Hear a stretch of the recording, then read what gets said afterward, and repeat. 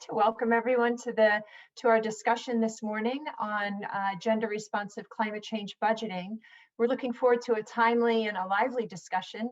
And first, I'd just like to thank ActionAid Bangladesh and IIED for hosting the session and coordinating all of us to be here in this room together. As Jennifer said, my name's Delaine McCullough, and I'm the head of climate finance accountability at the International Budget Partnership. And what I'm going to do is just first introduce all of the presenters and panelists who will be sharing some of their experiences in recent research with the session to facilitate our discussion. So let me just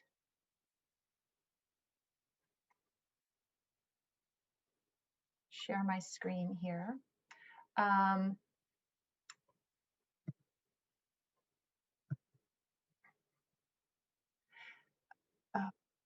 Sorry about this. Just having a little technical difficulty here. Here we go.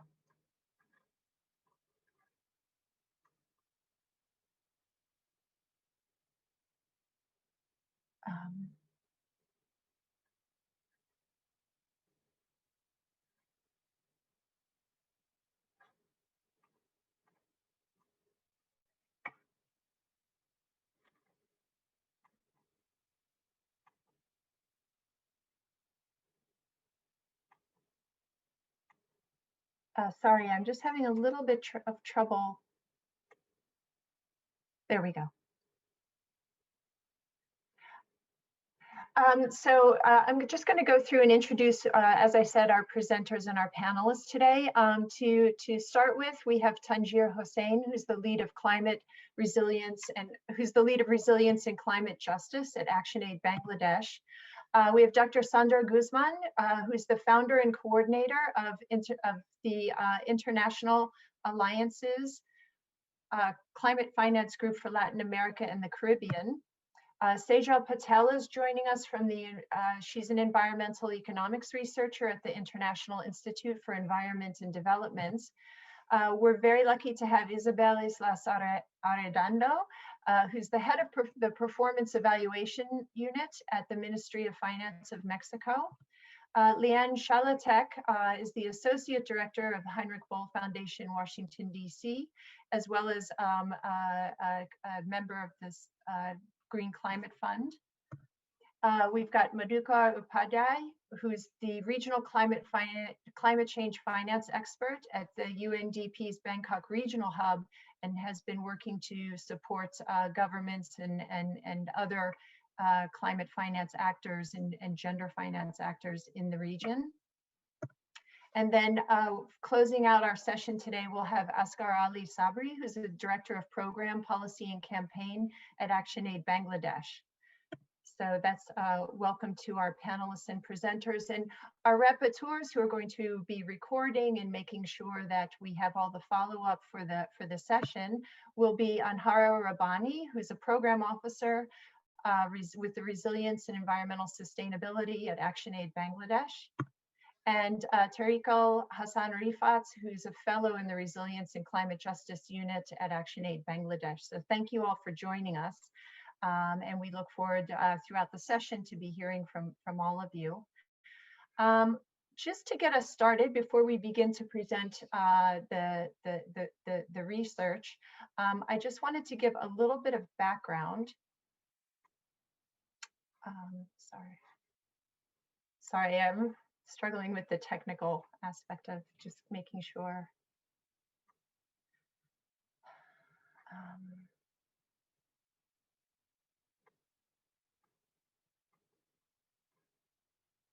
Okay.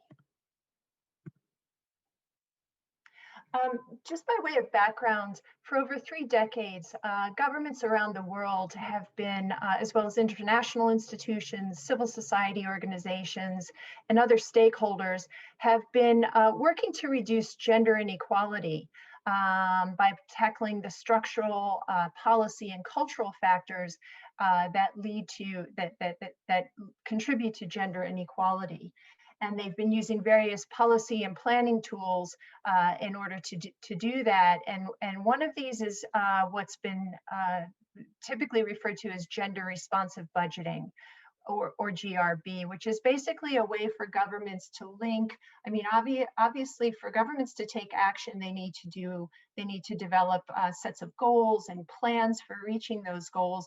But then they also have to link those plans with the financial resources to implement programs and activities toward achieving those goals. And one of the challenges with working around gender equity is that the factors and therefore the responses for gender inequality cut across ministries. So there's not a particular sector that alone can tackle these issues. They're very complex and integrated across industries. So tools like gender responsive budgeting allow for that sort of mainstreaming of those issues and for more effective planning and investment and better tracking of the investments versus goals versus what the ultimate outcomes are, and being able to feed that information back into future cycles to keep progress moving forward. And that's been, many governments have been using these tools for decades, for over 3 decades actually. But what we're seeing now is that the climate crisis, which exacerbates existing inequalities, including those around gender, actually is threatening some of the progress that's been made through the gender equality actions. And so we need to begin to look at how these two issues interact with one another, and to adapt our planning and public finance tools to be able to address those interactions. And so on the one hand, as I said, that governments have been mainstreaming gender through their budgets through gender responsive budgeting, and they've also begun in recent years taking some lessons from that approach and applying it to climate change responsive budgeting, because climate change, like gender, is very complex. It doesn't fit within any particular ministry or sector, and it cuts across everything from health and education to agriculture, energy, environment, and forestry. Some of the sectors that we may assume hold the majority of the climate change response. And so we've seen both progress on the gender responsive budgeting as well as climate responsive budgeting. And what we're haven't seen, or we're beginning to do, is to see where those two overlap. So we know that all of the actions related to gender don't have a climate component, and all of the actions related to climate change don't have a gender component, but there are significant overlaps, and we need to develop the tools to do what could be called double mainstreaming, where we have gender responsive climate change budgeting. So one of the first things we're going to do to start off the session today is the Heinrich Boll Foundation in Washington, D.C., with some additional support from the Swedish Postcode Foundation, has collaborated with IIED, the International Institute for Environment and Development, and IBP to undertake some exploratory research around what's been happening, what's the current state of play in these efforts to double mainstream, what are governments been doing about gender budgeting and climate budgeting, and are we beginning to build the components that we need to bring those two together to do the more gender responsive climate finance. And we also enlisted ActionAid Bangladesh and Dr. Sandra Guzman, who's a public finance expert, as well as in both gender and climate change finance, to help us with this research, which we'll be presenting this morning, and then feeding into responses from other examples and other roles and responsibilities that will be presented from our panelists. And essentially what we were looking to do is to test the hypothesis that gender responsive climate change budgeting is it's useful in terms of better planning and more effective and efficient use of public finance resources, and that it will lead to stronger outcomes in terms of addressing the causes of climate change and building resilience to and adapting to the gender differentiated climate change risks and impacts, and improving gender inequality. And this research is exploratory, and this session today is actually a very good opportunity for us to share this with you and get some inputs and some and additional information before we finalize the research itself. So that's enough for me. What I'd like to do is begin with our panel, our presenters who did the 2 case studies, as well as pulled the findings that we had from the individual country case studies into some broader lessons for governments around the world and for the field of those who are engaged in this work and supporting this work. So without further ado, let me hand over to Tanjir Hossain from ActionAid Bangladesh, who led the research along with his team into what the government of Bangladesh has put in place for both gender and climate, and what are the ways forward in bringing those together. So Tanjir, I'm going to hand over to you now. Thanks very much, Delaine, for the background. So if we can go straight to the first slide of the Bangladesh, please. I'll start from there. Okay. Right. So in terms of methodology, we've been during the COVID situation, we've been speaking to number of colleagues, experts, and also we've looked into number of documents published by government. So what we identified, and before that, I just wanted to note that ActionAid Bangladesh has been working on the climate budget analysis for the last 3 years. So we've built on that, and as well as our previous work on the gender budget analysis from the civil society point of view. So in terms of the summary or the context, gender budgeting started reporting since 2009. And then climate budget that was reported in 2018 with the year of 2017 to 18 and a data analysis. In terms of gender budgeting, right now, all 43 ministries and departments report gender budget against 14 standards that has been developed a few years back, which also is reflected in the 5-year plans that the government of Bangladesh develops. However, on the other hand, climate budget report is done by the 25 ministries report their climate budget analysis against 6 pillars of Bangladesh climate change strategy and action plan. These 6 pillars, under the 6 pillars, we have about 44 projects. And there are certain ways to, supported by the UNDP Bangladesh and in partnership with the Ministry of Finance, they've developed a system of analysis based on relevance of a project or a program to understand how much is climate relevant. So one of the key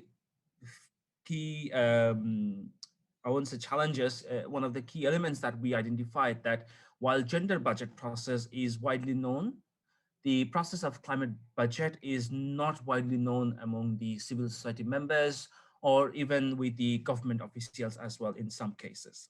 Now, what we have note here is the climate change and gender action plan that was developed in 2013 after the Doha climate conference in 2012, which is one of the documents that we identified has a potential for bringing both the budget element together, looking into broader 4 areas, which is currently happening.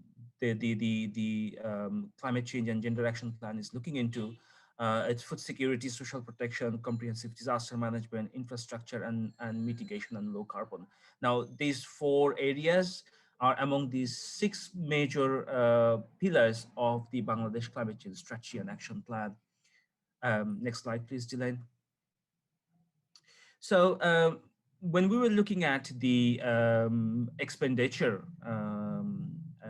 budget allocation, what we identified here is that if you look at the top table, it's the 3 years analysis of ministry-wise allocation. So as I said, that in 2020, 2019-20, 25 ministry data was being, 25 ministry allocated climate financing as a part of the national budget process. The blue color is the percentage of, well, the amount of money that was been allocated, where the remaining is it's earmarked as a general allocation against the ministries. What we identified is it's 7.8% of the total allocation is earmarked as the climate finance in Bangladesh. The next table is showing again the year-wise total budget. So the blue section is the non-gender tagged budgeting, where the brown section here is it shows that the gender tagging budget allocation against all the ministries, which is again as a standard in between 29 to 31% over the years. So government has been what we've learned from the analysis. It stays between well within the range of 30% total allocation. Next slide, please, Delaine. This is one of the interesting and I would say very successful element by the government, where the climate finance, they've not only showed the allocation of it, but if you look at the brown line in between, which shows the revised allocation, in terms of the budget, almost all the government, once they allocate during the mid-year, they do a revision to analyze how much has been spent, what are the needs in future, and so on. One thing that we have noted, and definitely thanks to the government of Bangladesh, for reporting the actual expenditure. Now, it's a bit challenging because it takes time to get data from the fields and other projects. However, Bangladesh government has been reporting actual expenditure against the ministries in terms of the climate relevant allocation, which we found extremely helpful, and we thought we understood that this can be one of the entry points in terms of doing gender responsive climate budgeting. Next slide, please. So again, challenges and opportunities. I'll go very brief. I'll be very brief. It's the Ministry of Finance who leads the budget process in general, as we all know, and they provide an envelope to each ministries. What we try to understand the role of the focal ministries, for example, Ministry of Environment, Forest and Climate Change in Bangladesh, and also Ministry of Women and Children Affairs. What we understood that they do some bit of analysis in terms of their own ministry.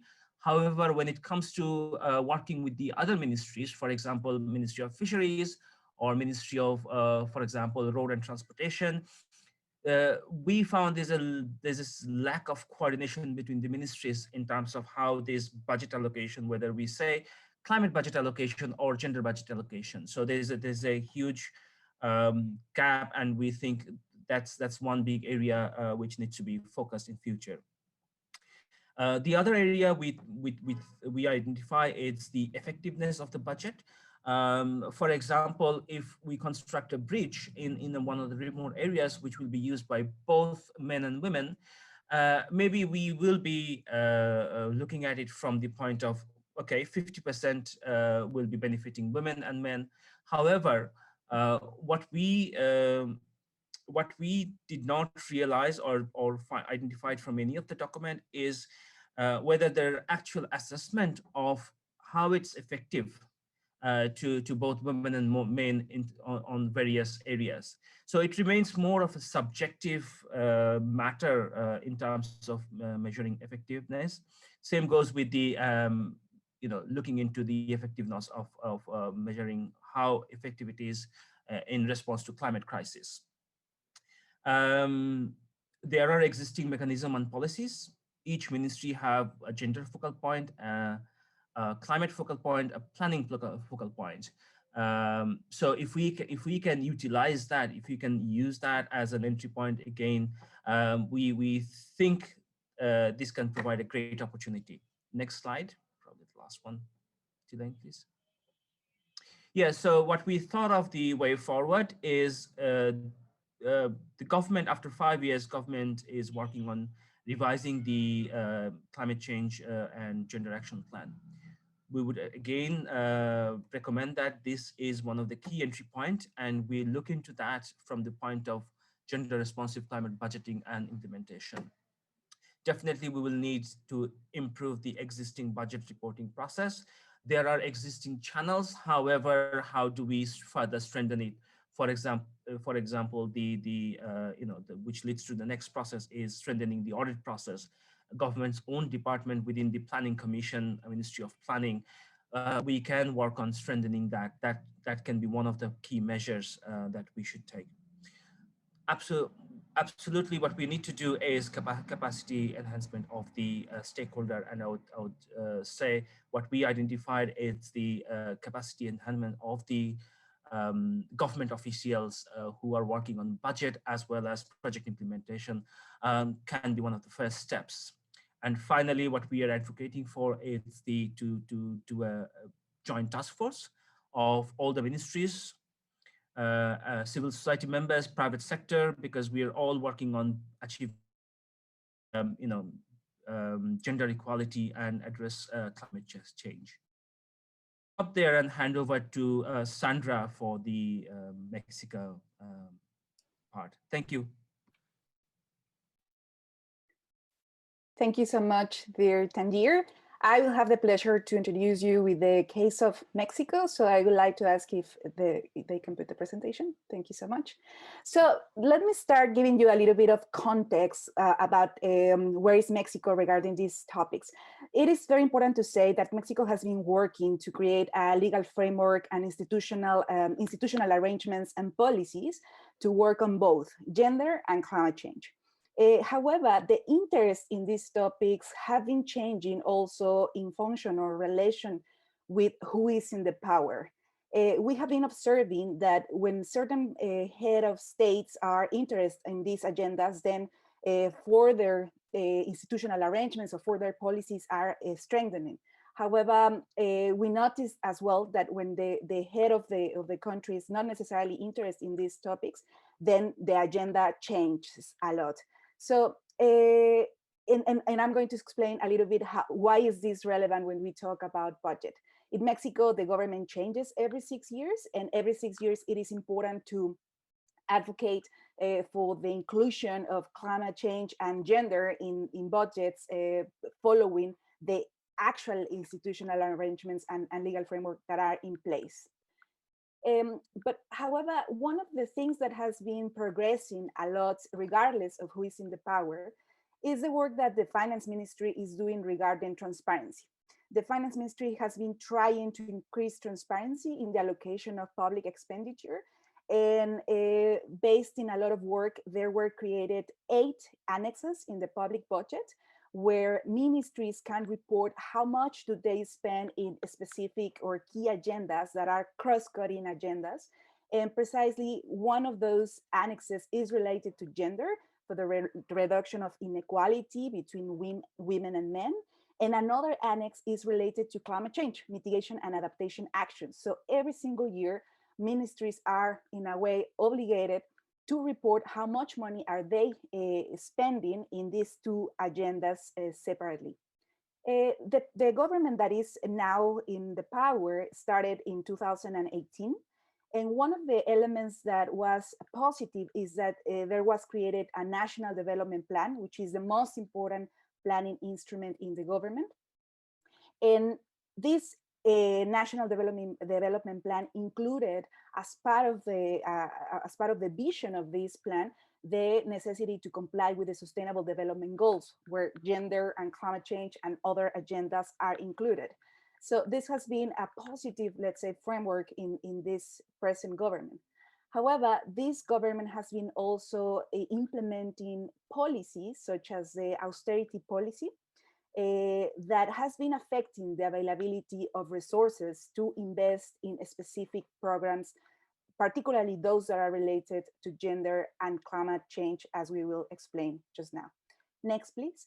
But just to give you an idea how the annexes work and how much money have been flowing towards these annexes, I wanted to show you this graphic that is basically the evolution of the gender and climate annexes for the last 5 years. As you will see, the blue bar is the gender annex expenditure.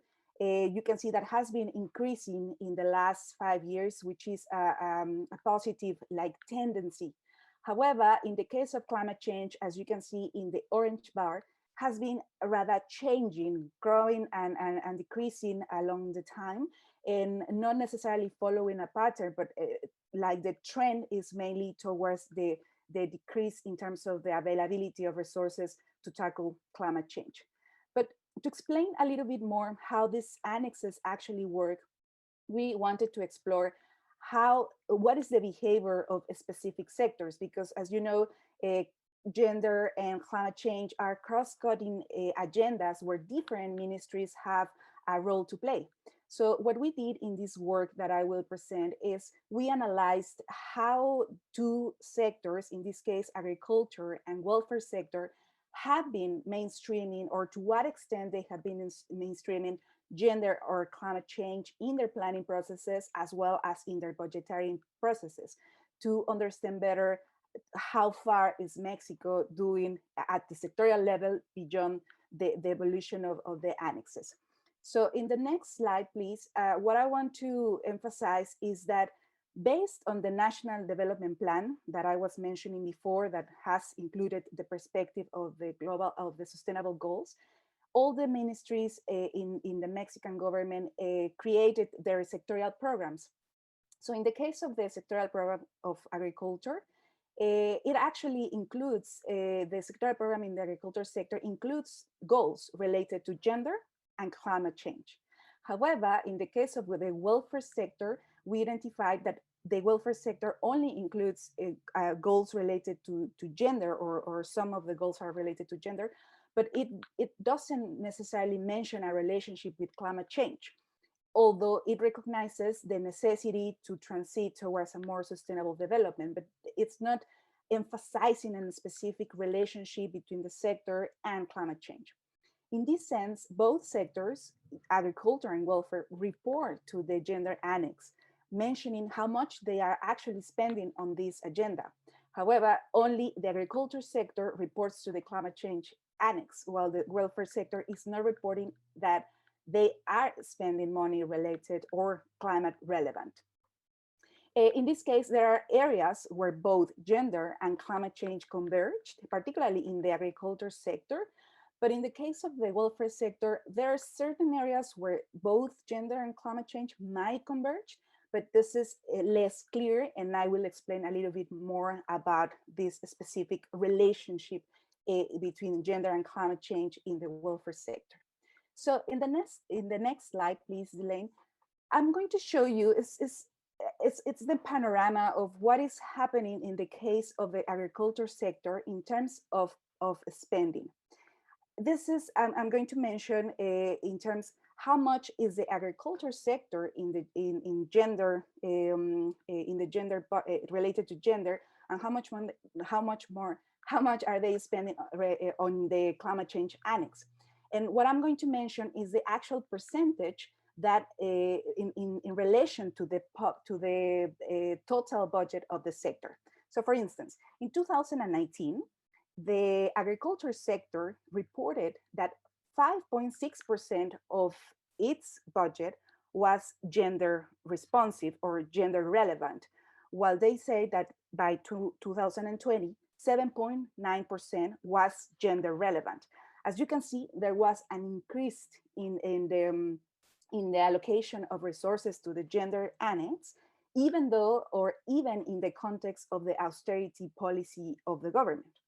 But what you can see in the case of climate change, by 2019, the government reported, in this case, the Agriculture Ministry, that 15% of the budget was climate relevant, while in 2020 decreased to 0.45.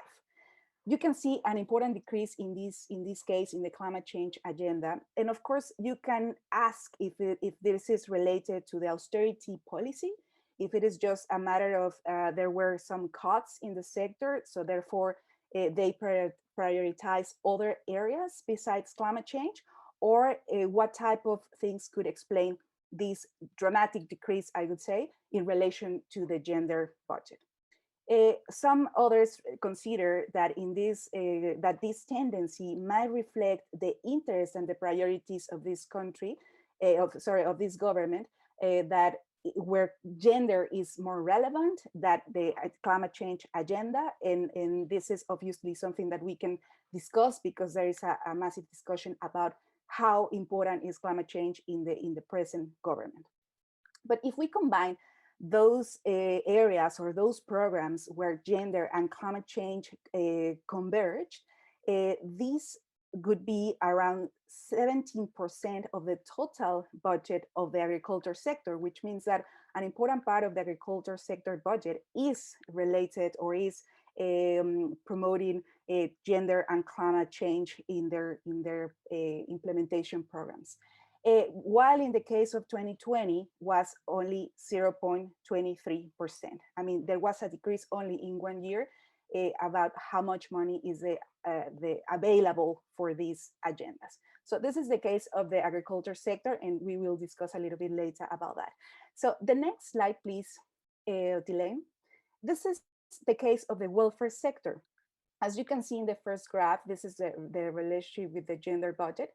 By 2019, the welfare ministry reported that 27.31% of its budget was gender responsive or gender relevant, while in 2020 reported more or less the same, 27.95%.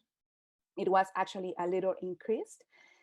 But as I was mentioning, the welfare sector is not reporting any resources to the climate change annex, showing that it's not necessarily relevant for them, or they don't consider that they have programs that are relevant for climate change. However, I conducted an analysis of the public, of the budget of the sector, trying to understand more what type of programs were in place. And I actually identified 2 programs that are actually related to climate change, but the ministry is not necessarily reporting. And this could be related to what Tanjir was saying about how they are actually classifying what is climate relevant or what is gender relevant, or what is the methodology that they are using to classify what is what. According to what I identified, 3% of the budget in 2019 was actually climate relevant, and in 2020, 5% was climate relevant. Probably here is one of those discussions that is important to have, because to understand the behavior of the budget, we need to understand what are the goals of the programs that are actually budgeted. So in this case, what we identified is that there is one program that in essence is a reforestation program, but it's not within the welfare sector, but this reforestation program is not necessarily an environmental program. This is this program is not related necessarily to reducing, its goal is not necessarily reducing emissions or taking care or protecting the environment or nothing like that. This program that is a reforestation, in essence, it's a reforestation program, aims to help communities to sow trees, fruit trees, to help them to generate certain income through the creating a market with this exchange of these fruits that the people will grow in their lands. So in essence, even though it's related to the reforestation, there is a lot of discussion about how good is this program actually to reduce emissions, or if it is really a reforestation program, or we shouldn't even count it as something relevant for climate change. So this is a contentious debate even in the case of Mexico. But if we consider this program, So in Life is the name of this program. It is really interesting because actually, according to the welfare sector, this program also is reported in the gender annex. So in this program is where gender and climate change could be converged in the welfare sector.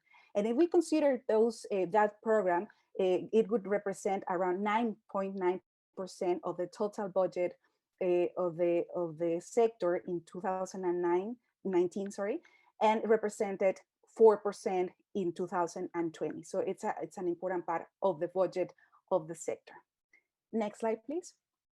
So what I would like to emphasize is that, yes, Mexico has been progressing in both agendas, in climate and gender agendas, but they are not at the same time at the same level of interest. No? While climate change has been evolving slowly or slower, the gender agenda is a little bit more embedded. It's in the institutions, and this is part also of the capacities that exist in the country.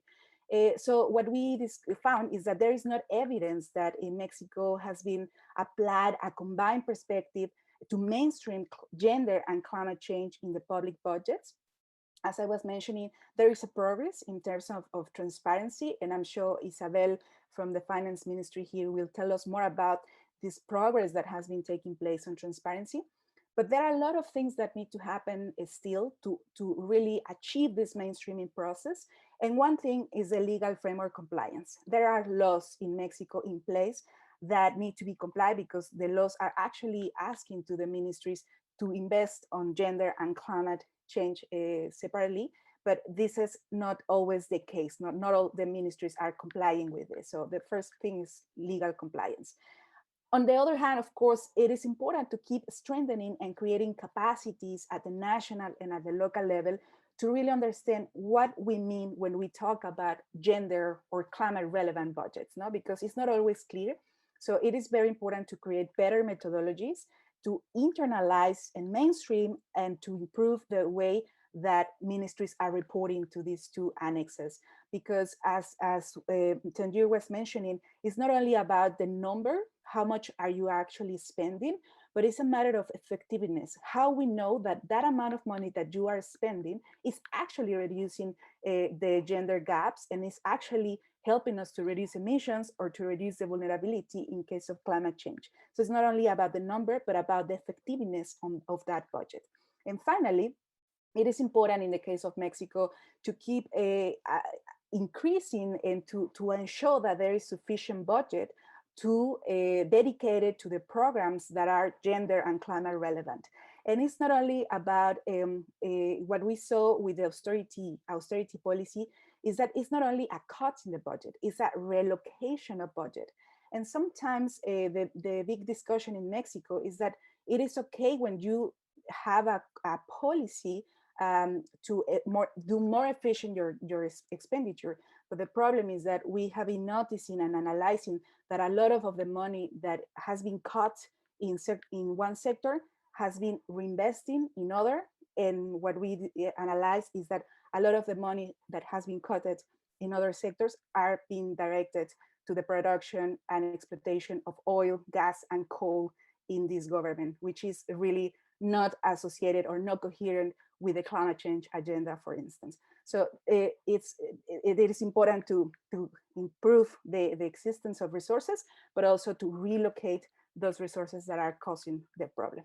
So I would like to leave it there, and it's going to be really useful and rich to have a conversation with the colleagues about the areas to keep improving this reporting on climate and gender issues. Thank you so much. And now I would like to give the floor to Sejal, who's gonna tell us about the conclusions or the key lessons learned from both case studies.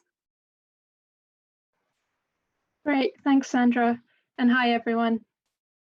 Thanks to Sandra and Tanjir for presenting those cases of Bangladesh and Mexico. And as Sandra says, I'll now briefly look across the two case studies and pull out some of the broader lessons, and then present some recommendations that follow from these lessons. And just to emphasize that these are very much working findings. So it would be great to hear from everyone on the call through the chat feature and in the discussion later on about their experiences and if these findings are ringing true, and also what other nuances you may have on these points. So for the first insight, we were seeing that the integration of the emerging priority areas into budgeting requires a sensitization of all actors involved in the budgetary process, and this takes some time. So we're seeing both in the Bangladesh and the Mexico case that gender planning and budgetary processes have been implemented for longer than the climate processes. And in both cases, the gender agenda is more integrated and more consistent than the climate agenda. And so that's partly due to actors being more involved and more familiar with the scope and practice of addressing the gender agenda, the benefits of the gender agenda, and how practically that relates to the inclusion in budgeting and accounting processes. Another thing that we're seeing is that policy development doesn't necessarily translate to budgeting. So in the case of Bangladesh, as Tanjir was mentioning, a climate change and gender action plan was developed, but then not fully implemented. And partially this was because the plan was not further developed to include costing of potential actions. It didn't set up parameters and indicators for measuring gender responsive climate investment. So it didn't really clarify what the next steps were. And doing so would help facilitate the implementation of a plan. So in general, the plans that are more effective are those that are setting out concrete actions, that are clarifying the roles and responsibilities of different entities, and that are outlining budgets and costs that will be needed. And without developing these, policies aren't necessarily translating to action and budgeting. And relatedly to that, and what Sandra was just mentioning, is the need for a strong legal framework. National leadership in establishing national and subnational priorities that become enshrined in laws and mandates for responsibilities is helping ministries to budget for those areas. And where there isn't a high-level mandate, ministries are finding it difficult to keep those areas in the budget, and particularly that's the case during periods of austerity and budget cuts. So a strong legal framework is helping to mitigate some of these impacts of changing priorities and focus, and it's also helping to mitigate the impacts of changes caused by political cycles, which in both cases we've seen affecting the climate and gender budgets. And linked to the development of laws and mandates, we're seeing that a strong accountability system is helping to ensure compliance and follow through. This involves setting clear targets and regularly reviewing the accounting and budgeting processes from the government and from key high-level leadership. Doing this provides a system through which the ministries can communicate their struggles in allocating a budget to these areas. And so it helps highlight areas that need support. It helps highlight the need for greater budget allocation, and also where potentially a restructuring of processes could help remove some of the identified barriers. Another aspect which was mentioned by Sandra and Tanjir is around gender and climate tagging, and that needs to be consistent across ministries. If all spending towards climate and gender activities is not being reported to the budget, there's an inaccurate picture building of the climate agenda spending and its effectiveness. So we're seeing in the case studies that reporting from line ministries to the ministries of finance often wasn't including gender and climate disaggregated information, and that's leaving the ministries of finance to tag only where they can identify clear climate and gender spending areas. And the staff in the ministries of finance aren't necessarily familiar with the intricacies for gender and climate financing and building activities in these areas. So it becomes a responsibility of the reporting line ministries to therefore be engaged and be providing the necessary information to support more accurate reporting. And part of this is in providing training to the staff. And the other part is in ensuring that there are clear roles and mandates for the line ministries and local authorities. And so relatedly, another point is on the effectiveness of spending, and that needs to be consistently measured and integrated. Demonstrating the effectiveness of spending could provide an evidence basis to support the better integration of climate and gender components across the ministries. It really sort of just highlights where the benefits are of integrating the two agendas and on building the necessary mandates. And the final point here is that the integration of gender and climate agendas at the international levels, we're observing that supporting the national uptake of these agendas. So participating in international forums like the UNFCCC Conference of the Parties is providing momentum, providing a kind of platform for providing updates and knowledge sharing and learning across countries, and that's helping move the agendas along.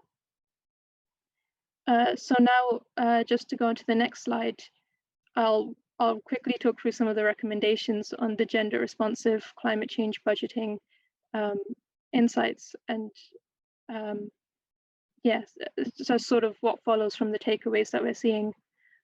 So the first recommendation is for national governments to actively take a role in ensuring strong policies, legislations, and an accountability framework. That would help clarify mandates, roles, and responsibilities for various actors and support transparency and consistency.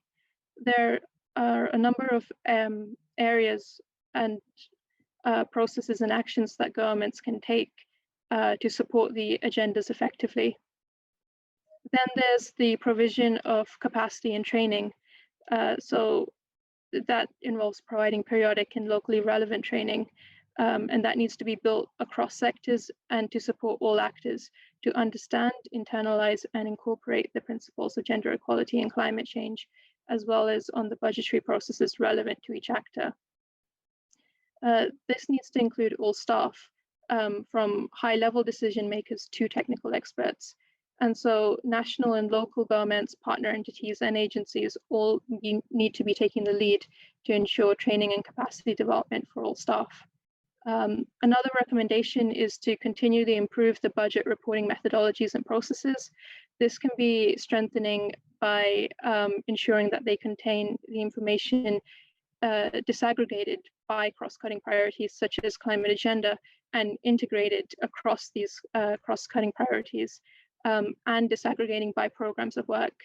Doing this disaggregation and detailing these flows helps provide transparency on what activities are relating to cross-cutting priorities, and that's essential in supporting and strengthening these activities, and leads on to multi-stakeholder participation, which is a very important element. So non-governmental stakeholders are key players from what we're seeing in the case studies in promoting the necessity of an integrated approach between gender and climate change. They're using the disaggregated data where available to highlight evidence and also bringing in evidence from the local level on outcomes and effectiveness to support both agendas, highlighting these benefits as well as best practices that some of the civil society organizations and other stakeholders practice themselves is useful for feeding into the government processes and legislation development. And the final point is on financial resources, as Sandra was mentioning. These are necessary for supporting all of these activities across the recommendations. So to provide capacity and training, to strengthen methodologies and processes, and to support multi-stakeholder participation. And those can be significantly strengthened by strong policies and legislations, which in turn determine the focus of financial resourcing. So where there's a strong mandate for this, it becomes easier to set aside a budget to support with all these activities.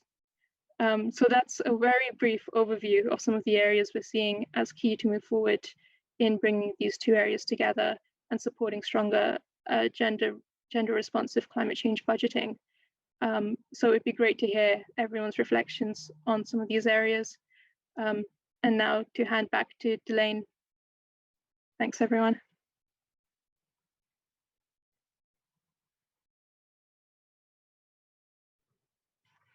Great. Thank you very much to Tanjir and Sandra and Sejal for presenting this exploratory study we've been doing.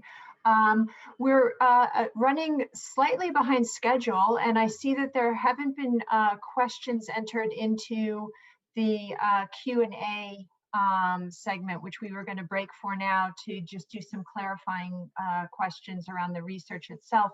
What I suggest that we do is if you have questions about the information that Sejal, Sandra, and Tanjir just presented, if you could type your question into the Q&A feature at the bottom of the screen, what we'll do is we can address those when we open up for the further discussion. We want to make sure that we have maximum amount of time for participants to discuss with the different panelists and presenters, as well as among themselves, some issues that are coming up, or maybe things that people are seeing in their own countries or their own research.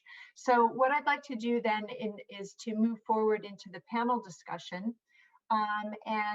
What I think would be good, since we've just been focusing on the country case studies, is if we could ask Isabel to speak with us first and just talk about some of the things that have been happening in Mexico, and possibly provide us with a government perspective on what some of the challenges are to integrating these two forms of public finance management, and the capacities that are needed, and how we might move forward on those. So Isabel, I'd like to hand over to you to provide your inputs now. Thank you, Delaine. Sorry, I'm gonna do my presentation in Spanish because I feel better. So Sandra make the translation. So thank you for Sandra.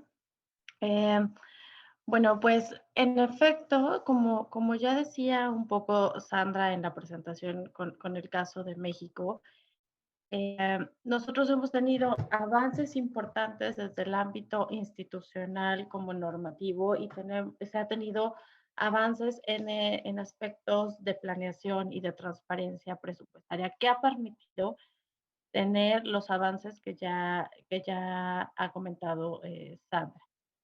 Sin embargo, hemos encontrado que el gran reto es cómo hacer que el resto de los sectores no vinculados directamente al tema de cambio climático o de la agenda de género entiendan cuáles son las acciones que en efecto afectan y no afectan en esta agenda. Awesome, thank you, Isabel.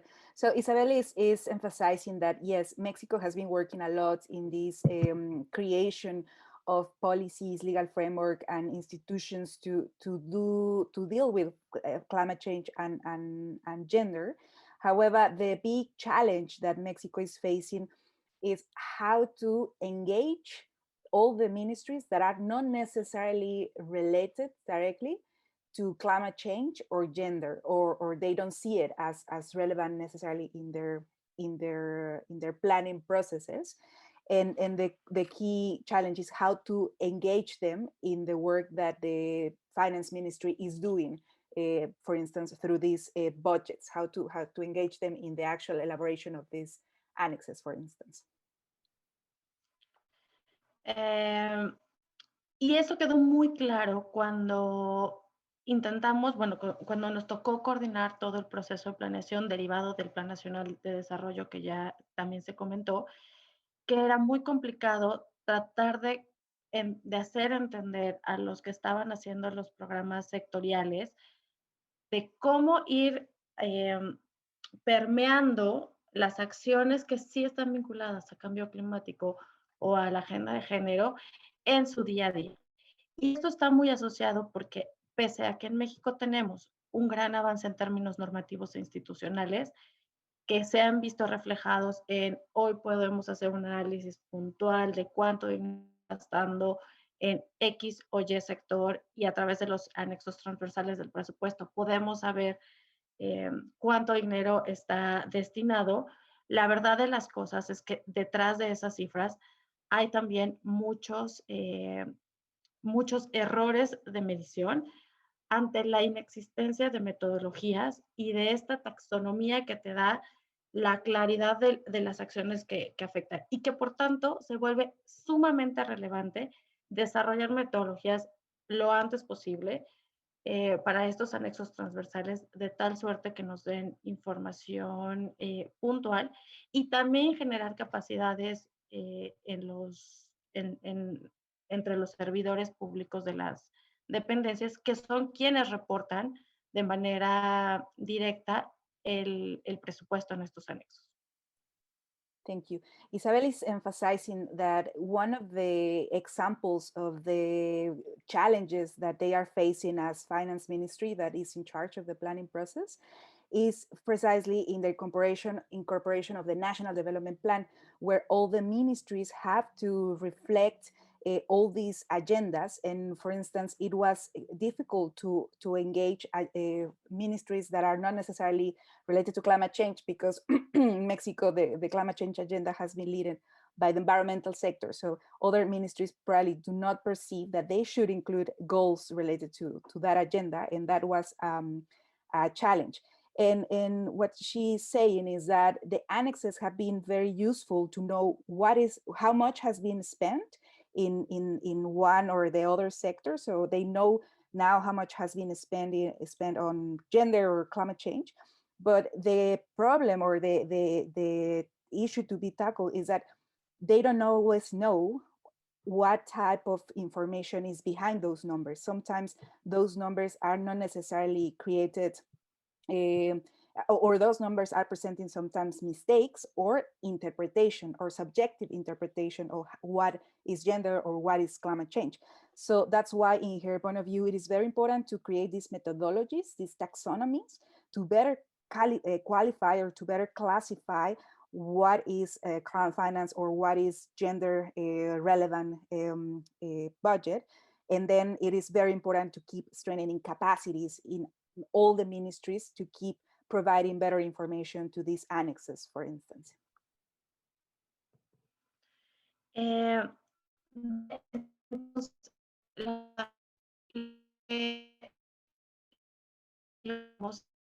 En México, de la Secretaría de Hacienda en particular, hemos estado tratando de impulsar estas dos agendas, no solo desde el presupuesto de egresos de la Federación, sino también desde el lado de los ingresos y del sector bancario, y de tal suerte que esperamos que en los siguientes años podamos tener todavía más avances en el desarrollo de metodologías para los anexos transversales, los cuales en ambos casos, tanto en la de género como en la de cambio climático, tenemos avances muy importantes y que esperamos que para el próximo ejercicio fiscal se puedan ver reflejados en la publicación de metodología, como seguir promoviendo políticas de corte transversal que combinen los dos enfoques, como fue el bono sustentable que recientemente emitió México, que es el gran parteaguas para determinar hacia dónde queremos llevar la política pública en el país. Thank you. Isabel is telling us that the Finance Ministry has been working a lot in the incorporation and mainstreaming of these agendas, not only in the budgeting policies, but also in the planning policies in general terms, but particularly in the revenues policies. So they are working in the integrated process of the public finance system. And the aim is to continue doing so in the next years. They have been working, for instance, Mexico emitted a bond, a sustainable development bond, which is like the first in its species. And the aim of this bond is precisely promote the sustainable development goals through this bond, and where they are hoping to have a better response in how to mainstream not only gender and climate change, but other issues related to the sustainability agenda. And this is one of the areas where the Finance Ministry is working in the next years. And yeah, they are hoping to keep strengthening these policies in the coming years. Thank you so much, Isabel. Thank you.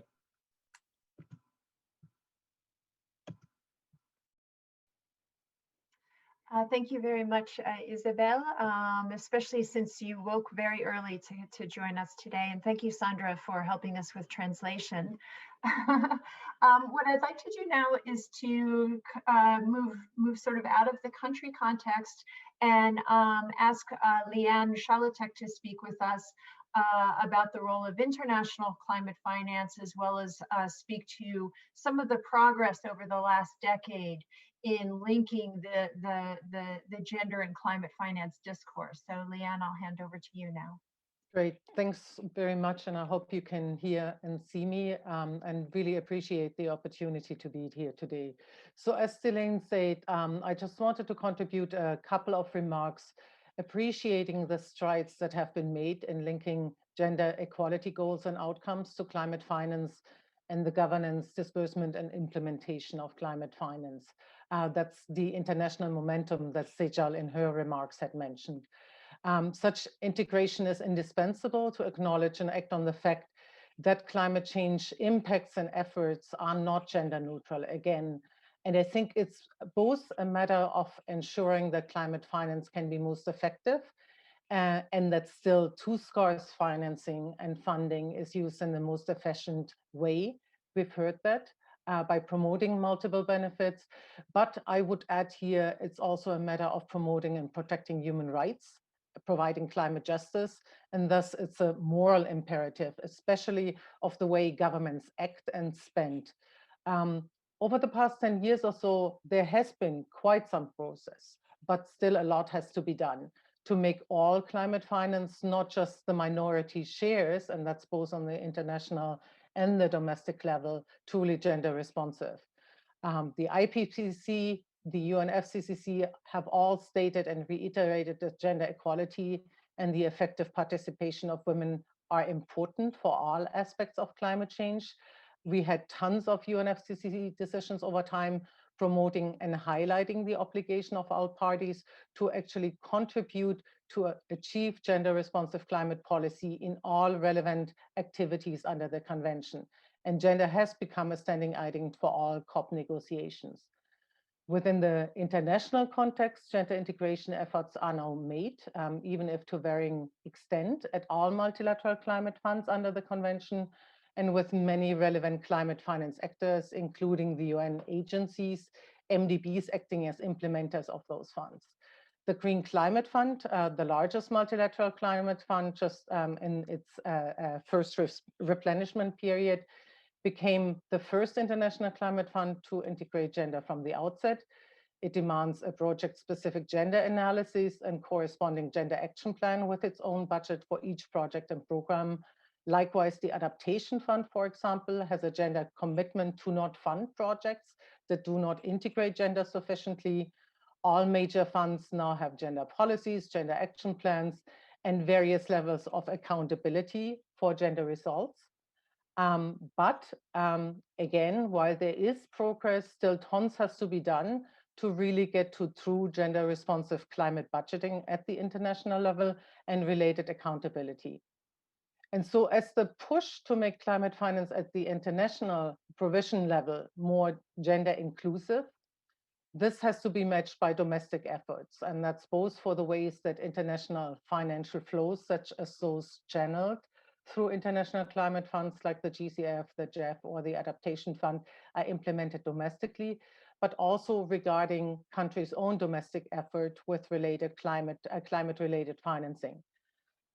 Domestic financing efforts for climate action, all that countries like Mexico and Bangladesh are already doing with own resources, as we've heard, very often go unrecognized and are certainly underappreciated in the international discourse about climate finance delivery and implementation, where most international tracking efforts, including official efforts such as the Standing Committee on Finance, biannual report on climate finance flows, report very little on those domestic efforts.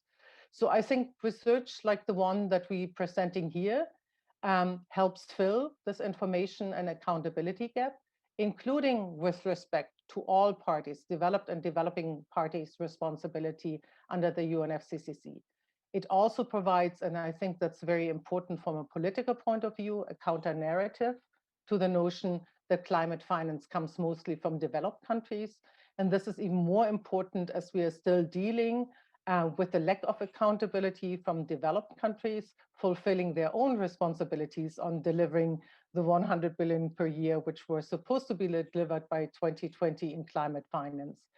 And again, it's important to point out that delivery is not just a matter of quantity, but also the imperative to deliver it in quality and manner that gives developing countries the flexibility and ownership they need to address most urgent and strategic priorities. And many reports that we have, we are here talking about an adaptation context where adaptation financing is actually provided increasingly in loans and not sufficient, speak to that point. So just ultimately, both for international flows and for the domestic effort, the goal is to ensure that men and women benefit equally from climate finance in a way, and that is the ultimate goal that supports gender equality and addresses structural inequality while pursuing important climate imperatives. Thanks so much. Thanks very much, Liane. Several of our presenters so far this morning, or today, I should say, we're morning, afternoon, and evening on the call today, have spoken to the role of various stakeholders, international and domestic. And so I'm very happy that our next panelist, Madhukar Upadhya, is going to be speaking to the role of one of such actors, which is the UNDP. He's representing the UNDP's Bangkok regional hub that's been doing a lot of work over the years around both climate change relevant public finance, but also making that more gender responsive. And so he's going to speak to some of the broader efforts in the Asia Pacific region about how UNDP has been supporting governments to do that. And then also, we've talked a lot about how the goal of gender responsive climate change budgeting is that to go beyond it being a technical exercise to it actually having impact. So Madhukar can also speak to an interesting example that he personally was involved in to link the planning to the budgeting much more closely within the agriculture ministry in Nepal. So Madhukar, I'll hand over to you now. Thank you, Delaine. Thank you very much. First of all, I really thank you that I know you have invited us to share our experiences in this very important conference. As you know, UNDP has been helping the governments to integrate climate change in the planning and budgeting system for the last about 10 years in the region. One of the things that integrating climate change in the planning and budgeting system included developing tools for that, and which UNDP has done. The tools are like CPIR, which is very popular these days, the Climate Public Expenditure and Institutional Review. Similarly, climate budget tagging methods have been developed and supported government to tag climate budget into the budget system. Also, on the reporting of the climate budget expenditure, UNDP has working Similarly, it has also worked on collaborative research, which we have talked about effectiveness of the budget, but the effectiveness can be also sort of evaluated by collaborative research, including the civil society organizations. That's what we have been involved in also. And one very important thing that we have produced is the climate change budget integrated index. We have talked about integrating it into the budget system, but how do you evaluate it? How do you see how far you have integrated and how much still you need to go? So these are very important things that was important in terms of integration. So we also have developed a climate change budget integrated index tool, which we call CCBII. The whole purpose of these tools are to actually help the government align its climate change with the policies and budget in the planning process, also strengthen its budget expenditure reporting and monitoring, also strengthen the accountability, which is very, very important, because most of the time, the accountability part of the climate expenditure is not visible, which is important actually for the public to know.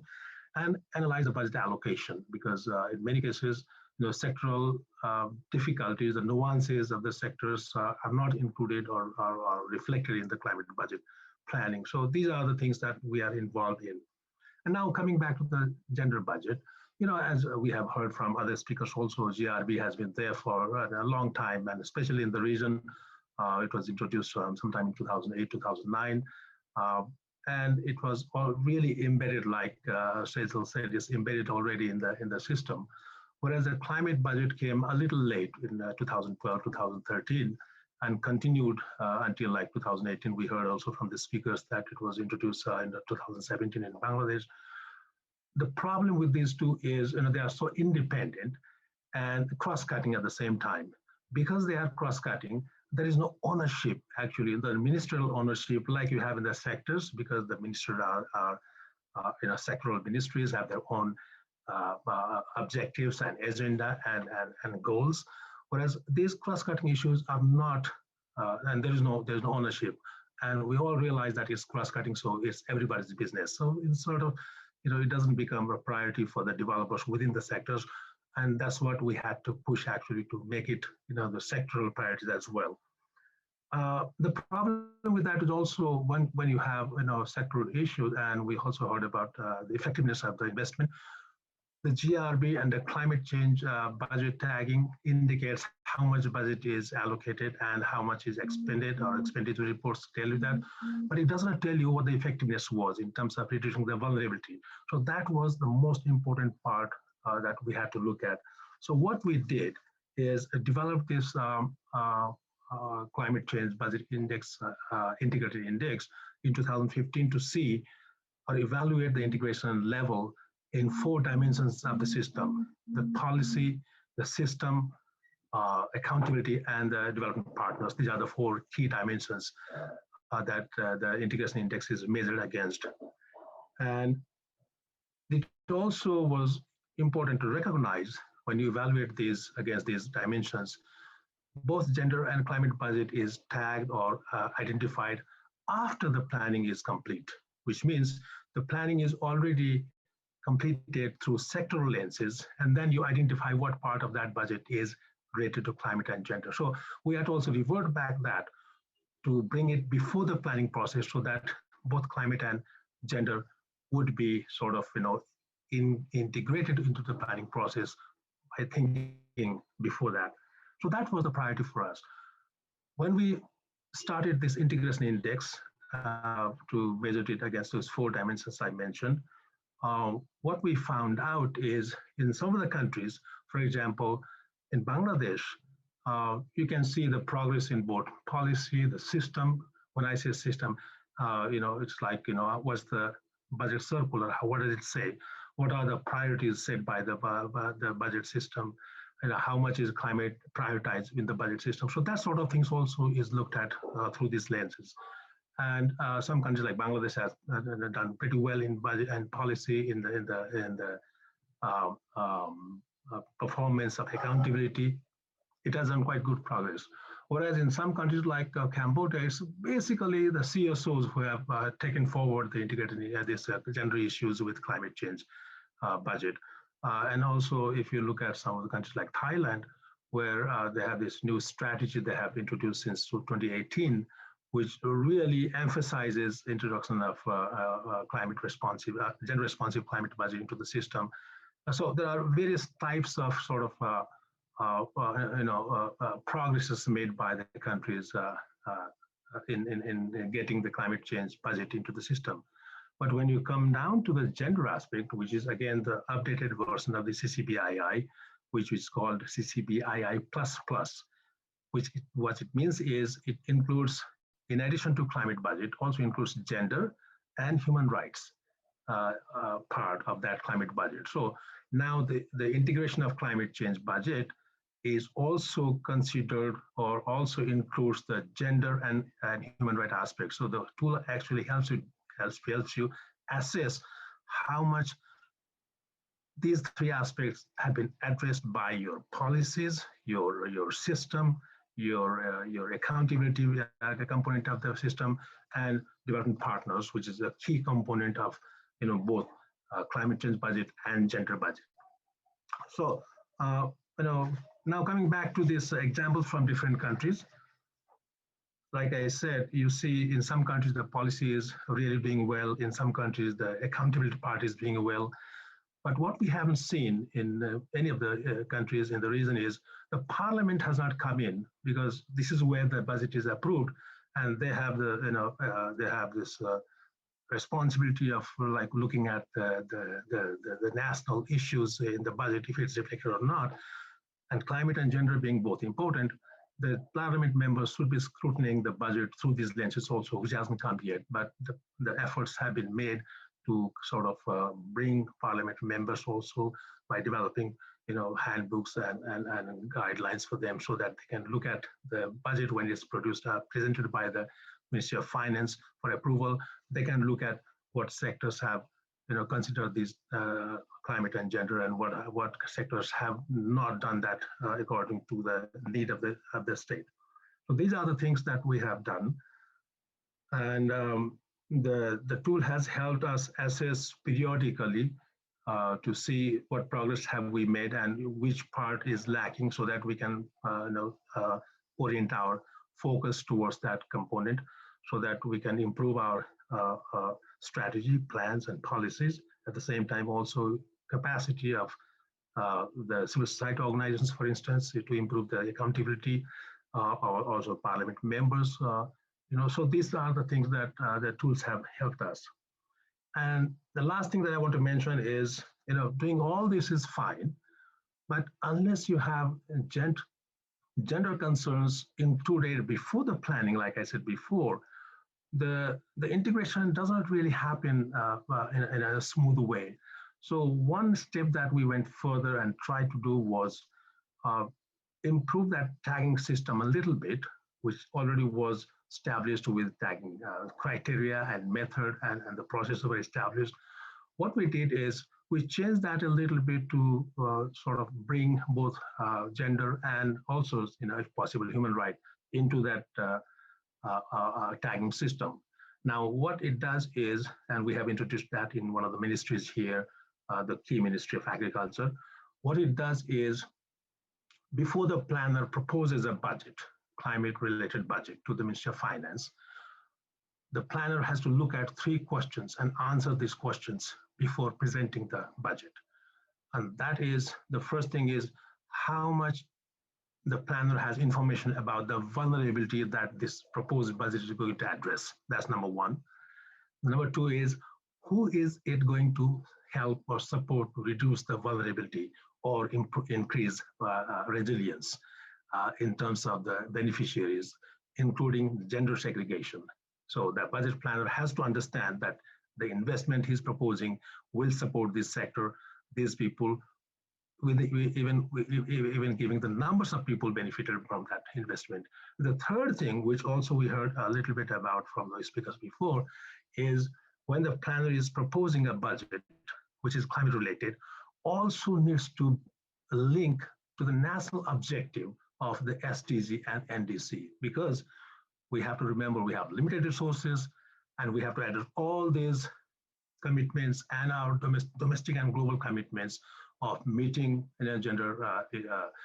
addressing gender inequality, addressing climate vulnerability, at the same time supporting all these SDGs goals also. So the planner now has to answer 3 questions: the vulnerability question, the beneficiary question, and the linkage to the national commitments. If the 2 of these questions are known, then the planner can say, okay, this is what my investment will do, and then write a small narrative about the whole the process to say how much is going to help, who is going to help, which area is going to help in, including physical area. So that narrative will actually help us or any civil society organization to evaluate that investment after a year or 2. So that, I think, is really integrating. And here, like I said, in the CCBII++, when we look at this policy, the system, the accountability, and the development partners component of the business, in this case, we have addressed the policies, because when you try to answer if your investment is addressing the vulnerability, what does the policy say? What does the priorities are? How does the system allow you to address that issue by proposing your budget? So all these are brought into the mind of that planner before investing, before even proposing the budget. So I think this is something that we would like to sort of also bring into your notice that gender streaming, gender budget and climate, gender responsive climate budget, and mainstreaming climate budget into the PFM system should include all these different parts, so that we will have planners responsible for making it gender responsive, and in every program with the narrative that it create will also help the civil society organizations to evaluate the effectiveness of the investment. I'll just stop there now. Thank you. Thank you, Madhukar. I think that point about that we not only need to link the gender and climate side of the budget, we also have to link the planning and budget side of the process to make sure that we're getting to the actual outcomes that we're seeking. What I'd like to do now is to open up the discussion. This is an opportunity for us to answer your questions, but also to just for us as a group of people interested and engaged in this area to talk about what the issues are, what are some of the what's some additional research that might be needed, and and to share experiences. What are different people who've joined us today doing in their countries. So the best way for us to sort of manage the discussion on Zoom is if you just raise your hand, and then I can see that and call on you to make a contribution. We've already had a couple of discussions happening in the Q&A section, so you can take a look at that. One of the things I wanted to highlight was we've talked a lot this morning about how government systems are looking to track to both better manage the investments that are being made in actions that contribute to greater gender equity or to effective addressing the climate situation.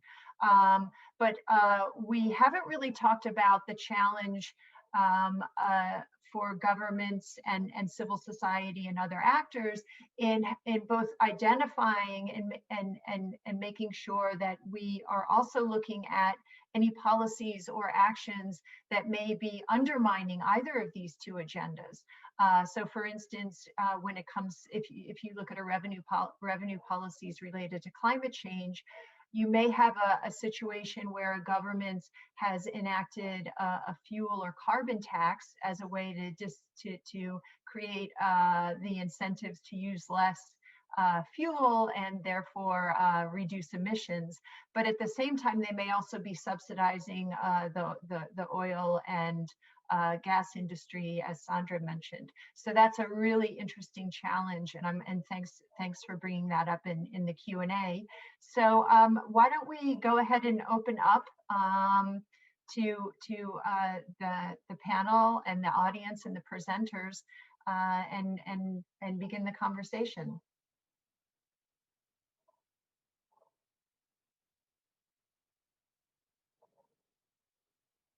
I mean, one of the things I can do to just sort of get us started off is to ask. Many of the presenters and panelists spoke about the various roles of different actors and including civil society organizations. Madhukar mentioned how in Cambodia, civil society was actually driving a lot of the engagement.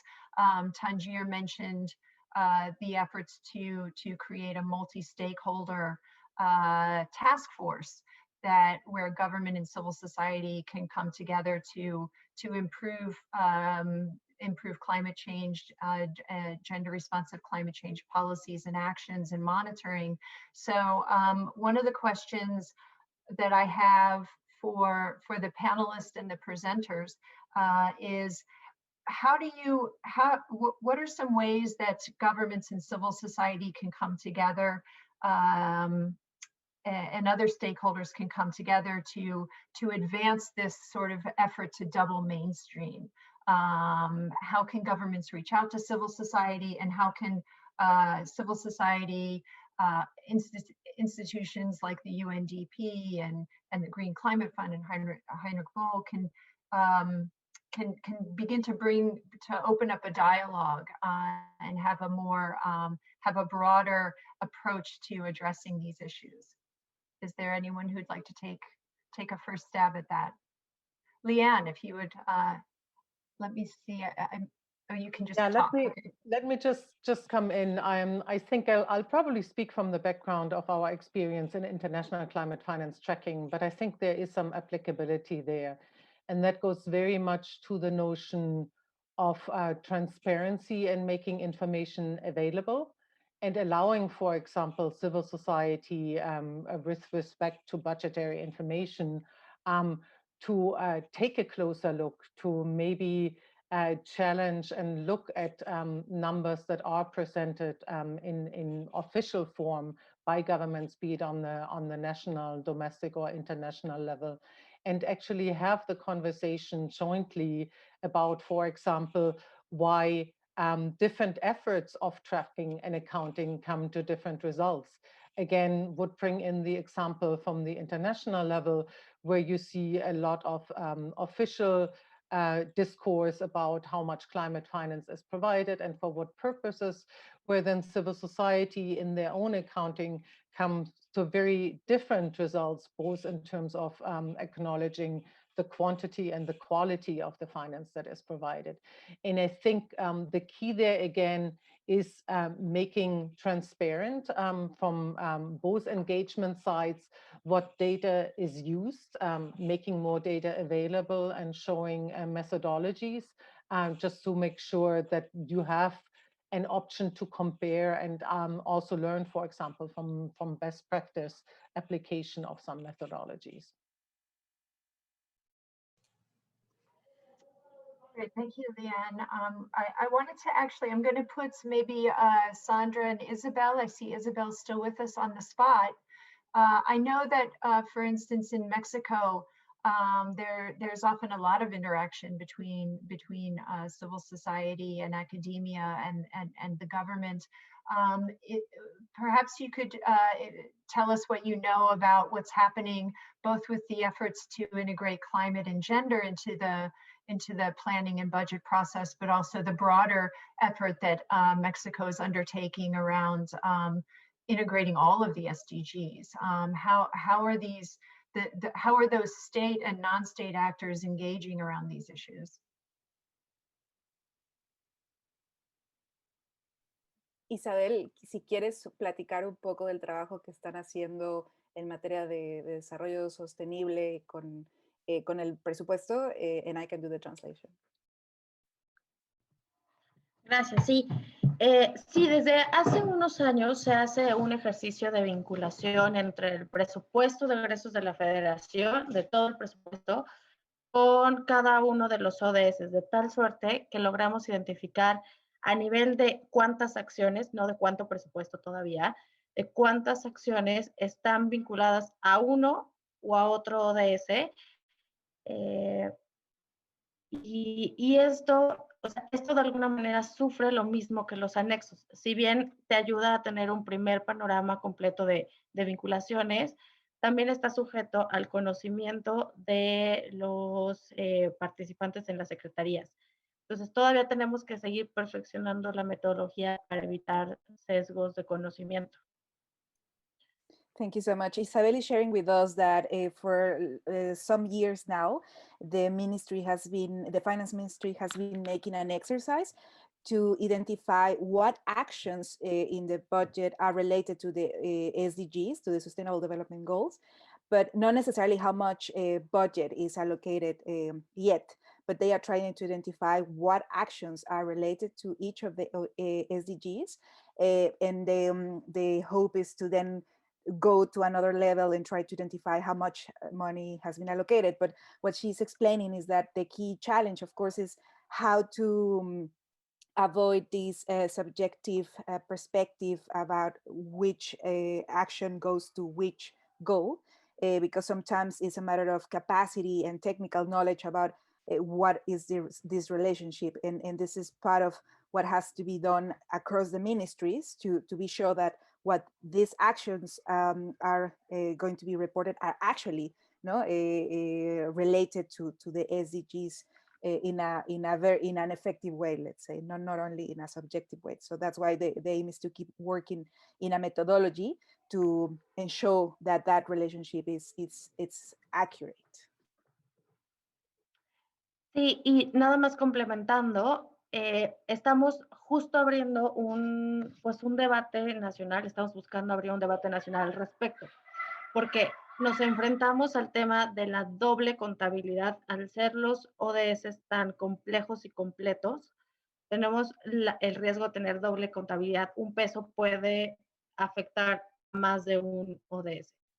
Entonces, en realidad, vamos a abrir este diálogo con academia, con el preso y tendríamos que hacer este esfuerzo de identificación a nivel de presupuesto de todos los ODS con cada uno de los pesos, o tomar ODS como sería el de cambio climático y a lo mejor el de igualdad con banderas, con metodologías mucho más precisas como se hacen en otros países. Thank you so much, Isabel. Isabel is commenting that what they are expecting is to have a bigger debate at the national level between government and academia and other actors, because one of the major risks when you do this budgeting with the sustainable development perspective is the risk of double accountability. Because when you report to one or another goal of use, sometimes 1 peso can actually tackle several of the SDGs. So sometimes if you report to each of the SDGs and then you kind of sum up the budget, of course, you may kind of have this double accountability problem. And what they are going to do is try to improve the approach, try to debate, to create better methodologies to actually ensure that there is a mainstreaming, but there is not double accountability, because then it's a risk of inflating the budget. And they are hoping to have this conversation to improve, probably choosing a couple of approaches, climate change or gender, as a first step, and then polish or try to do methodologies that are more specific to avoid this type of problems. Yeah, thank you so much, Isabel, for your participation. Yes, thanks very much. It's been very useful to have you, Isabel, to provide us with that government perspective. We've talked a lot about the challenges that governments are facing. And I wanted to maybe ask a question of those who are participating. It's hard for me to know. I can see people's names, but I can't really see necessarily the institutions that you're with. But I'm very interested in one of the major challenges that we saw from both Sandra and Tanjir in the case studies was that there's political will on the part of the government in undertaking both gender responsive and climate responsive planning and budgeting. but that there's a significant capacity challenge within ministries to be able to apply the various tools that that are being established to identify their programs and their expenditures that are related to these issues, either separately or how they interact. And I'm just wondering if there's anyone among our attendees who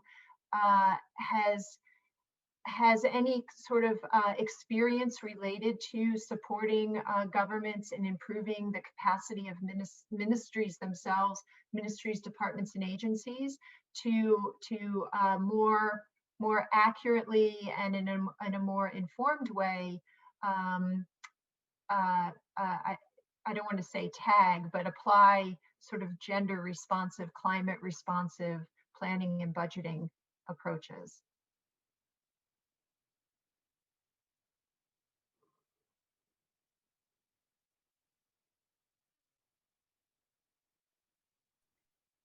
Delaine, I can make a comment Okay. on that regard while the colleagues join to the conversation. I think one of the key elements that is relevant to study is that sometimes what we identify is that certain groups within the government are prepared, no, to do this type of reporting. But you know that in the government, people always change as well. No? So this is kind of like a capacity building problem in the sense that people changes so often sometimes that is really difficult to keep that technical expertise along the time. And that's why one of the elements about capacity building is it's a periodical capacity building, not only in one specific moment or in another moment, but like a continuous capacity building to ensure that all the different offices or directions within the ministries have this technical expertise. Because what I identified in the analysis is that, for instance, the people that report to the annexes, in the case of Mexico, to the gender or climate annexes, are not necessarily experts on climate or gender. No? So sometimes they are just like having very general references because they are not necessarily expert on this. And the experts not necessarily participate in the reporting process. So there is kind of a misconnection or a lack of connection between who reports and who is actually designing the programs. So, and this is part of what the challenge is, like try to keep building capacities across the ministries, but also at the local level, no? Because this is like for the daily basis scenario, how the sectors will understand how important is climate change or gender for their daily basis actions. No, so I just wanted to mention the part of the changes that happen all the time within governments and the important role in that sense of non-governmental actors to keep kind of promoting and collaborating in those type of activities as well. Thanks, Sandra. That's really helpful. That's a really important point, is that sort of personnel churn that happens often within government agencies. And you know, perhaps the sort of one potential mechanism is the proposal that Tanjir's made, or the recommendation to establish this sort of multi-stakeholder task force that in an ongoing basis facilitates that kind of coordination among the different layers of expertise and the different processes, but also provides additional inputs from those outside of government who are maybe working more closely on the ground in communities and in different areas throughout the country on these issues, and they can bring that to bear to informing government policies and also helping to monitor impact and execution. So thank you. I don't know if we have any other questions. Somebody has put a link, it looks like, into Tanjir. Did you want to say something? Yeah, just wanted to note in terms of the the important role that a social audit can play in ensuring both accountability as well as informing the government and others in terms of the effectiveness of the budget implementation. I understand that Ministry of Environment and Ministry of Finance and the UNDP office here have tried looking into that social audit, working on it. So something probably we can collectively look into it. Thanks. Great, thanks, Tanjir. Ashish Barua has included a link in the That's chat. a link in Bangla, I think. It's around the adaptation forum. Oh, okay, okay, thank you. Madhukar, did you have something to add? Yeah, two key points that I noticed there. One that Sejal mentioned was the sensitizing of the government officials, which is very much linked with this frequent changes. So, it's very, very important that a system is established to kind of periodically sensitize the government officials, which are, by the way, not experts like Sandra mentioned. And particularly within the Ministry of Finance, both climate and gender is something completely alien to many of the officials within the finance, because they are most interested in where does the money where does the money go, and where does the pressure for political pressure come from. So within these parameters, I think the sensitizing part is very, very crucial, so that the people within the ministry can also bring these issues whenever they are discussing the budget allocation to a particular area. That's one part. The second part is the subnational, the local level, because that's where the investments will be made at the end of the day. So, if the issues at the local level are reflected when the proposals are made to the decision makers, I think that's also very important. So this sensitizing and bringing these key issues within the thinking process of the planners at both levels, national and subnational level, I think that's very, very important to improve our gender responsive climate budget within the PFM system. Thank you. Great, thank you, Madhukar. Liane has one final comment, and then we're going to hand over to Asghar to talk to us about next steps. So Liane, go ahead. It wasn't as much a final comment, but actually a question to some of our colleagues like Madhukar, Sandra, and Tanjir. I'm wondering whether in your perception, and you spoke to the fact that there is a lot of turnover, that people really don't know, what some of the gender and climate connections are, and that obviously then results in not knowing what to tag and how to tag. How much do you think is giving more specific guidance, including lists that basically highlight what could be tagged, and so that things could be tagged consistently across ministries? How much could that be helpful or not? And that obviously, again, with the relevance of experience from the international system, where some of the confusion on the accounting of climate finance comes from the fact that, for example, the OECD DAC is very vague in not giving the very specific guidance of what falls under which category. So I mean, obviously that would have to be applied on a country context, domestic first, not necessarily with an eye to international comparability, at least yet, but I'm wondering how much that could be helpful, and also dealing with kind of the fear of doing things wrong or not doing things right, or just having too little guidance of how to do things. Thanks, Liane. I can do a comment about that. Great. Well, first of all, thank you, Liane.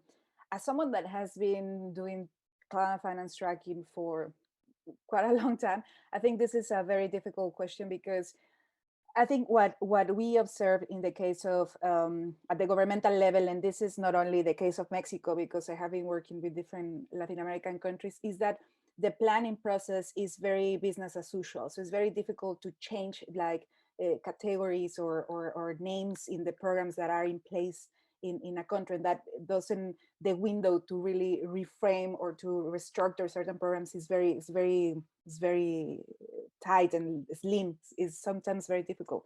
But I think in the case of Mexico, for instance, with the creation of these annexes, there was created a methodology, which is a very general methodology. It's not necessarily, doesn't say when an action is related to climate change or when it's not.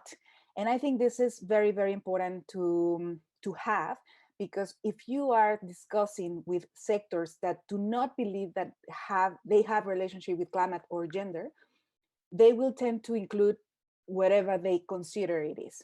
And for instance, in my experience tracking for many years, the climate change budget in Mexico, what I identified is that some of the times, for instance, the transport sector, I remember that they used to report in the climate annex the construction of highways as part of the climate activities or climate relevant activities. And for us, technically, didn't have any explanation why building freeways is actually relevant for climate change. But this is what happens when you don't have a guidance or a methodology or like a sort of let's say, portfolio of actions that are actually related to climate change. So one thing that was very useful, we helped the government of Colombia to build their MRV system on climate finance. And one thing that was very useful is to go sector by sector, using their own kind of programs and categories, identifying which actions or subsectors are actually related to reducing vulnerability or reducing emissions, and that for them it's not clear. It's not even, for them it's not even existent. But if you bring like that technical kind of perspective, you can help them to see things differently. And that's why sometimes I think there are different stages. No, one thing is to start having these sectorial approaches to identify when certain sectors have certain relationship, and then the next one is the actual taxonomy that you are mentioning regarding the OECD, for instance, when that specific sector is primarily dedicated to climate change or related to climate change or more or less related to climate change. But I think that there are different stages, but definitely it's very important to have that that specific methodology to give them to help them find out how that specific sector or subsector is related to climate change, and using very much their own language, no, their own kind of planning process. Otherwise, the climate people come and for them it's like doesn't make any sense. So it's one of the exercises that we have been trying to do in certain sectors. In Colombia was very successful, but I think it's very difficult, not to get to arrive to that significant principle kind of conversation at the budgeting process. Great, thank you, Sandra. This is a really interesting discussion, but we do actually have to end now because we'd like to hear from Oscar with our final comments and next steps. And I'm sorry, Madhukar, we just don't have any more time. There's too much good information. And this is definitely an area for future study and for future development of ideas about how to address this issue, because it is really critical and essential. Oscar, would I be able now to hand over to you to take us forward on follow-up and next steps?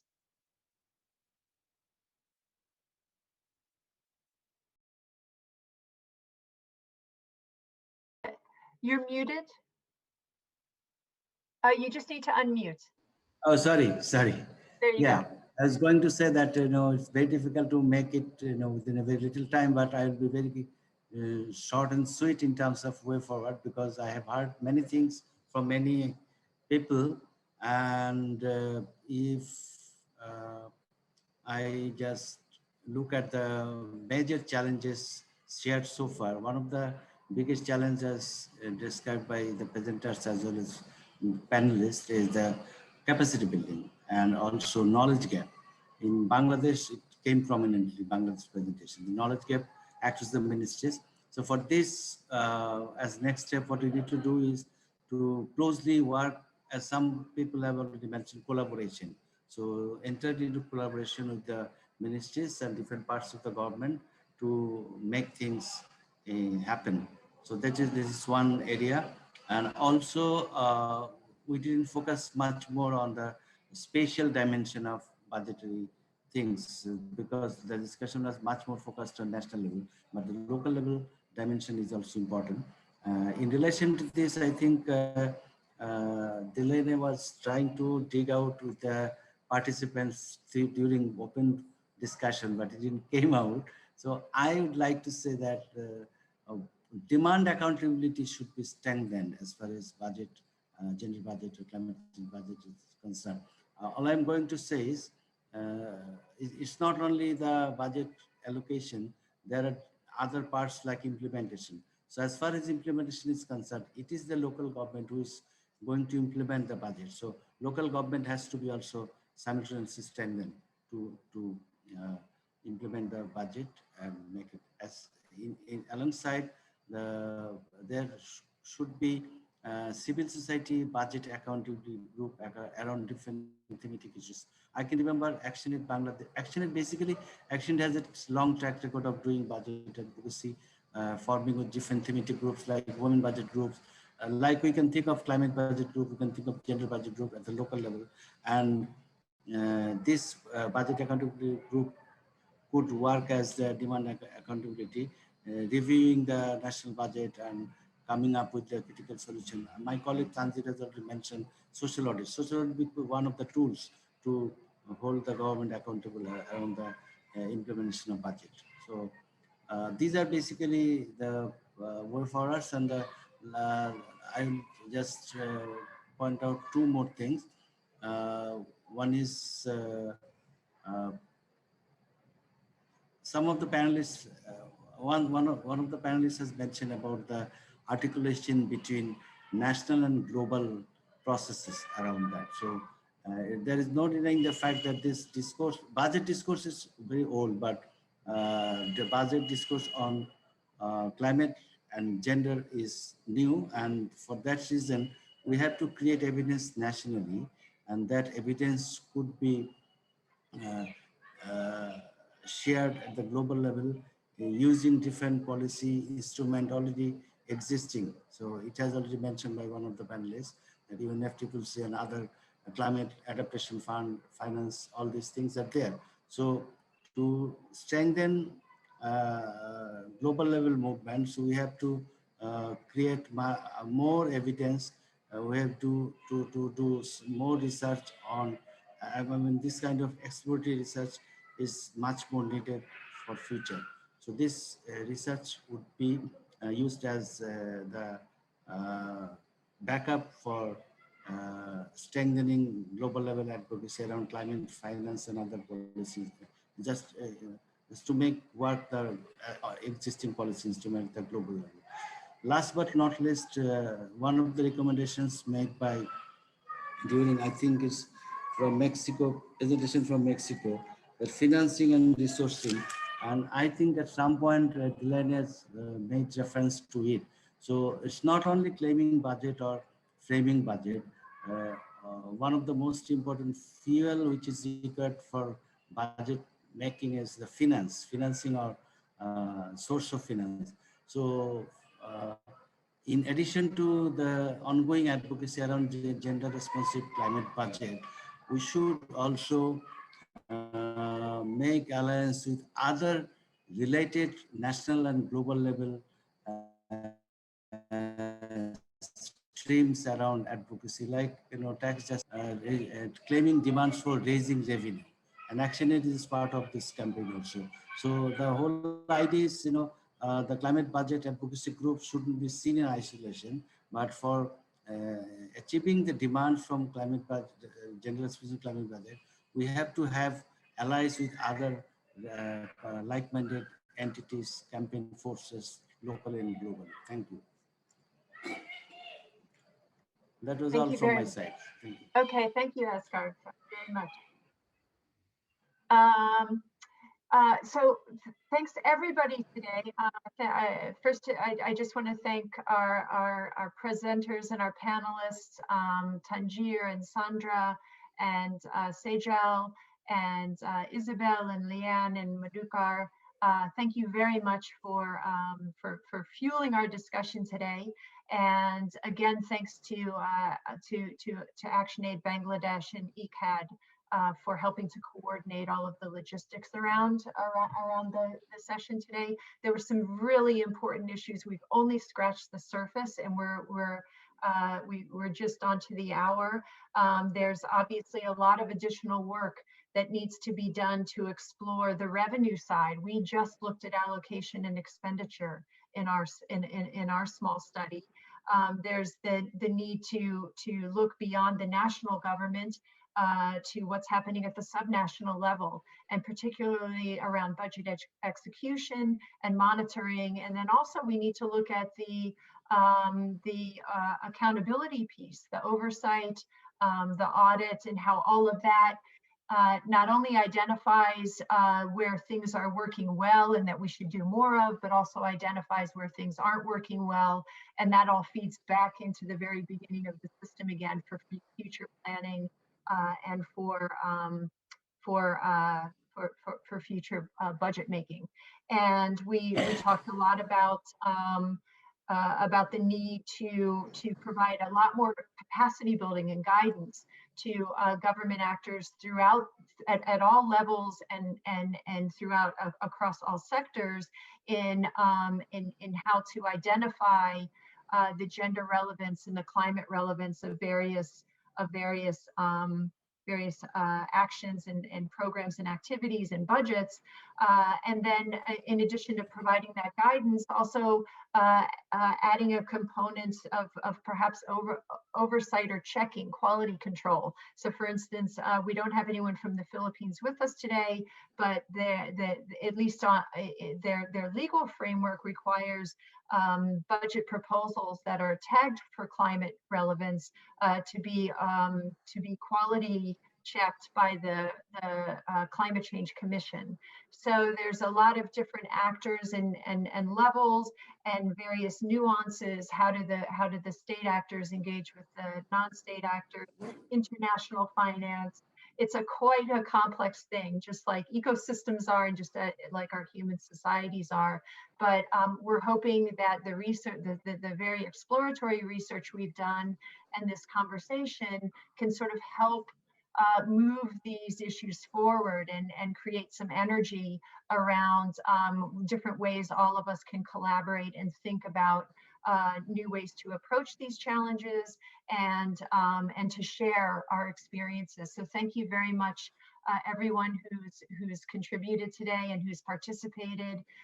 We really appreciate it, and we look forward to the next steps.